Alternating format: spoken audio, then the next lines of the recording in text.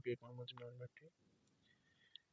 अपनी सीरीज़ के साथ पेपर नंबर 3 था हमारा, सिविल लॉ 1। तो इसके जो हम क्वेश्चन सॉल्व कर चुके हैं वो 6 तक जो है ना हमारा लास्ट क्वेश्चन जो है ना वो सॉल्व हुआ था। आज हमारा जो क्वेश्चन नंबर है 7, इसको जो है ना अटैम्प्ट किया है। तो आए इसकी ट्राई करते हैं इसको।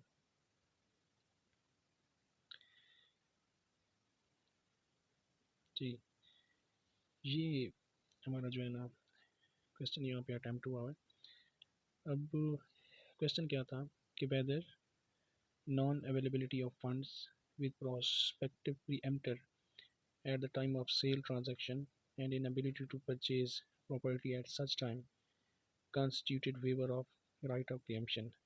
Discuss this statement in the context of law of preemption and explain with illustrations. ये जो है ना क्वेश्चन था, question number 7।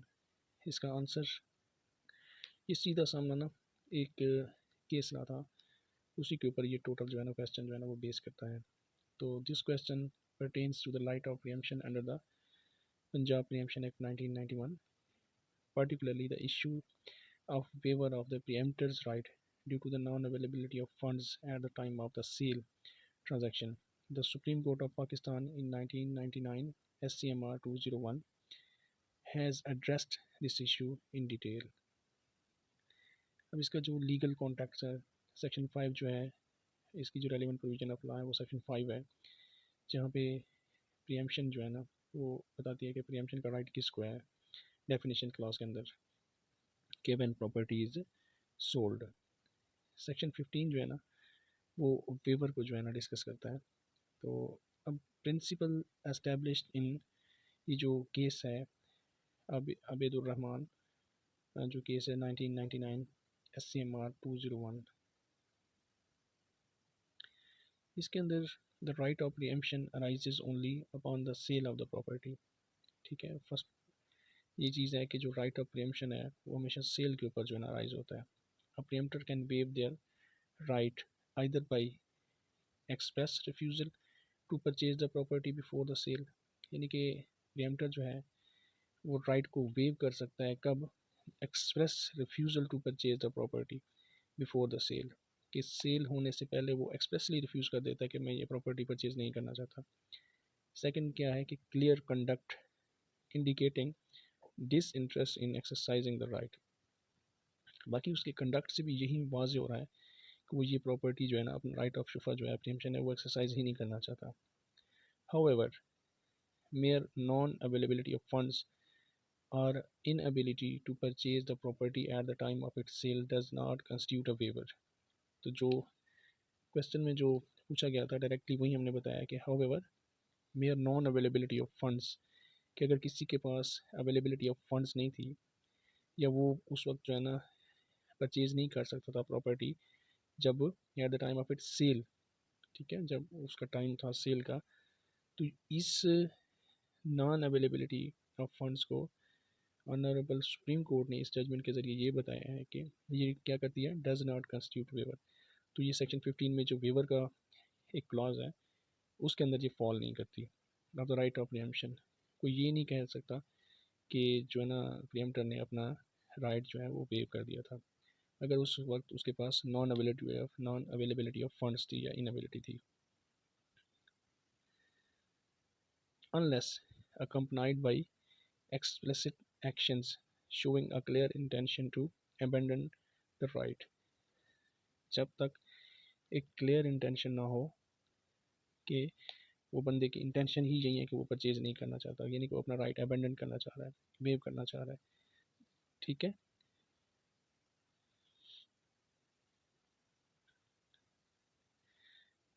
Analysis of the question. अब नॉन एबिलिटी ऑफ फंड क्या है? The supreme court held that stating a lack of funds at the time of the sale does not amount to waiver.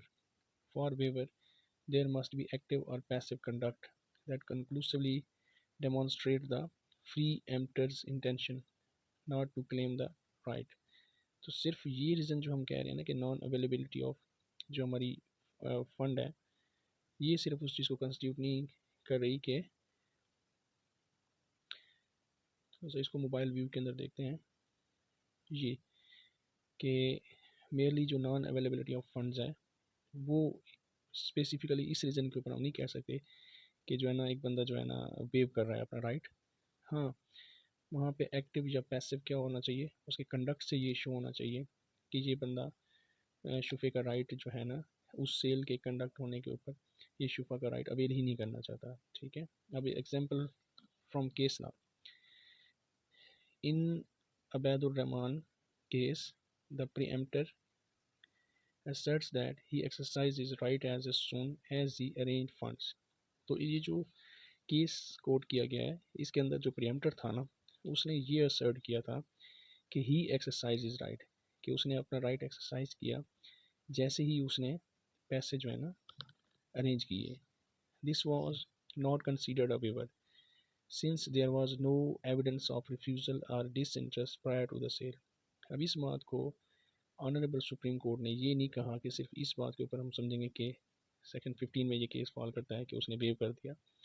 हाँ, जब तक evidence ना हो सब मिसल के ऊपर कि उसने या तो रिफ्यूज़ किया है प्रियम्प्टर ने कि वो शुफा नहीं करेगा, या वो डिसइंटरेस्टेड था प्रायर टू द सेल कि वो प्रॉपर्टी लेना ही नहीं चाहता था जिसके ऊपर अब वो राइट ऑफ शुफा जो है ना सीख करना चाह रहा है।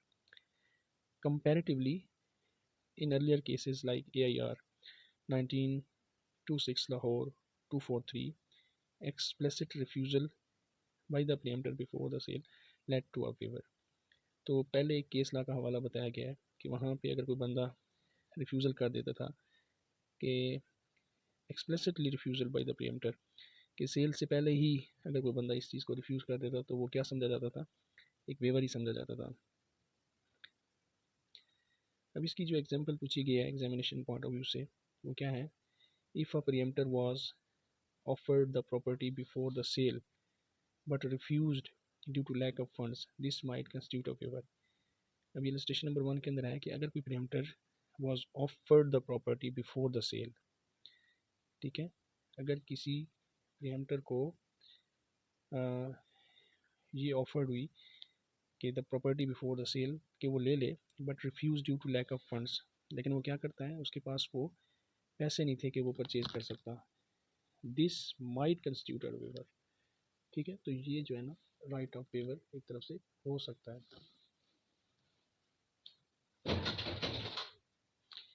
अब ये दूसरी एग्जांपल इसमें ये है कि if a preemptor simply lack funds at the time of sale, अगर एक प्रियम्प्टर है उसके पास लैक ऑफ फंड्स है उस वक्त जब सेल हो रही थी but later exercise their right within the limitation period, लेकिन उसने लिमिटेशन पीरियड के अंदर क्या किया कि अपना राइट एक्सरसाइज कर दिया, this would not constitute a waiver, तो इसको वेवर नहीं कहेंगे as clarified in this case, जो हमें बताया गया है केस।